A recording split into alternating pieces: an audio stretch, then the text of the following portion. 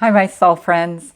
It's Maria, your spiritual director, and I just wanted to continue the conversation in regard to how you are ending your year. Are you feeling a little stressed out still, or maybe you're exhausted after the hustle and bustle of the getting ready for the holidays and then kind of getting through the holidays? Well, I had sent out an email yesterday making a suggestion on how you can end your new year and end it in peace rather than exhaustion. Like to be intentional about how you want to move out of 2019 and into 2020.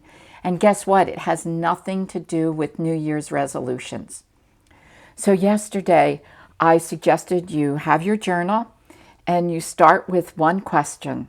Yesterday's question was, what, if you reflect back on the past year, what was the moment or moments, the events, the experiences, the places, the people, the things, the opportunities or not, or choices or not, anything that actually comes to mind as you do a little meditative reflection on this past year that drew you to God, that you sensed was, yes, God showed up.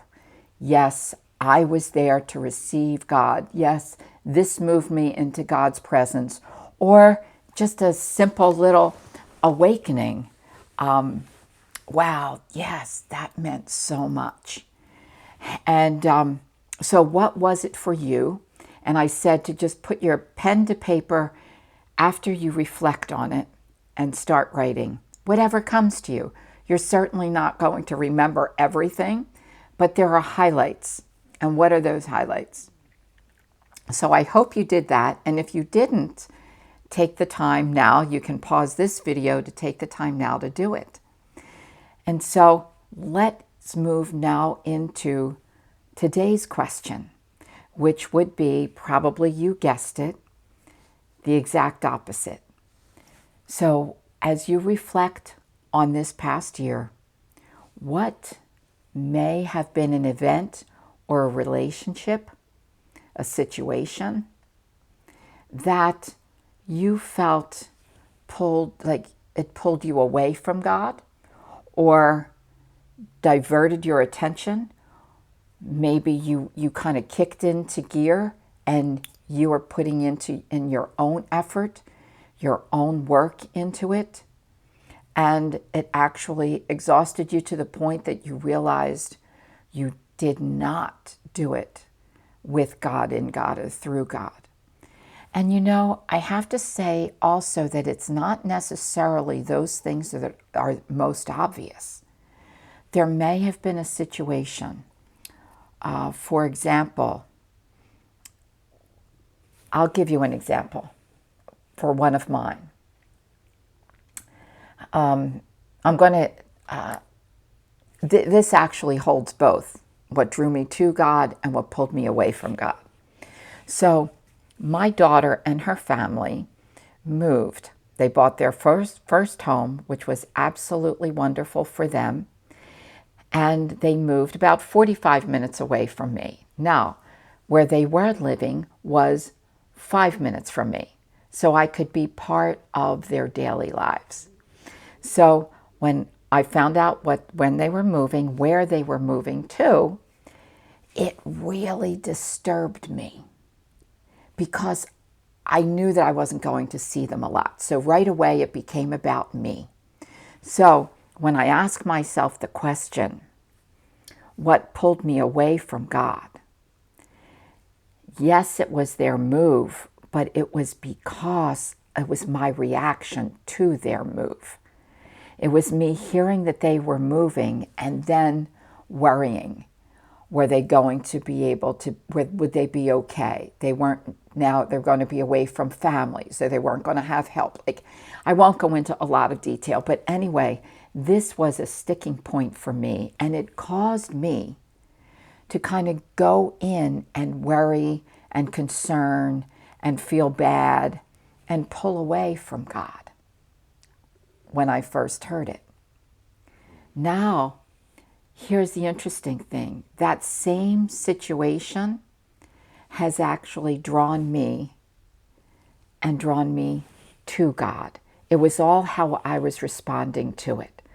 Because now, a few months later, I can see how this is one of the best things for their family, their new family, having a home, creating their own little hub, becoming autonomous, and my daughter and her husband getting closer because they don't have family kind of there to rescue and step in. And so I can see that situation now. I can rejoice. I can be present with God in it and through it. And I can tell how God came to me in that situation. So that's one thing that as I look back on my year, that at first it felt like it was pulling me away from God, like it was making me sad. But in actuality, it drew me to God. It drew me to God because it drew me into prayer for them and for myself. But it also drew me closer into the presence of God because I had to see the bigger picture. Take me out of the worry and get a bigger picture as now I'm distanced from it. So that might sound, I hope it doesn't sound confusing to you. But anyway, let's get on with it for you. So I just want to pray you through it a little bit right now. So wherever you are, if you'd like to just close your eyes and reflect on this year, and we're only going to take a couple minutes right now, and then you can go into this practice on your own. But just breathe, close your eyes, settle yourself into the silence, into the stillness, and allow yourself to reflect. And just choose one situation, relationship, experience, event that may have drawn you away from the presence of God. What may have caused you to take things into your own hands, to try to assert control? Or what may have caused you worry and caused you to retreat in on yourself? What relationship may have caused you to pull away from God and not spend time with God, but just invest yourself in the relationship, and you kind of forgot about your relationship with God? Or what situation may have appeared to be so exciting and wonderful, but in actuality, it caused you to kick into your ego gear? Or maybe it caused you to to stir up your codependency, your need for that situation or that person to be good and happy so as to make you happy.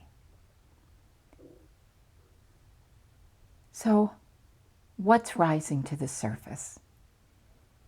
Breathe with it.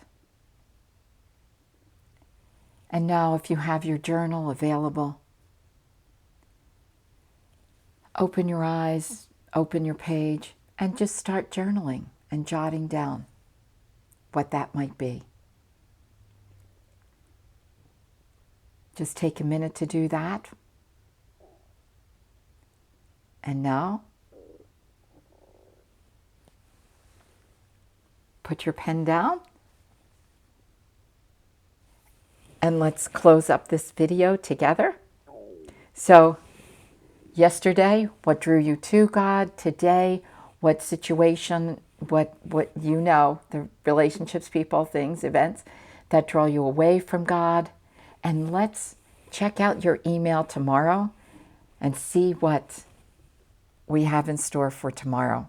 So, I'm Maria, your spiritual director, here to help you end your year in peace and wisdom, awareness, understanding, and enter into 2020 with peace and grace. So, I'd love to hear from you. You can email me through my website, thedeeperconnection.org, and share with me what you are experiencing through this end of year practice with God, in the presence of God. Peace be with you, my soul friends. Get in touch with me. Would love to hear from you.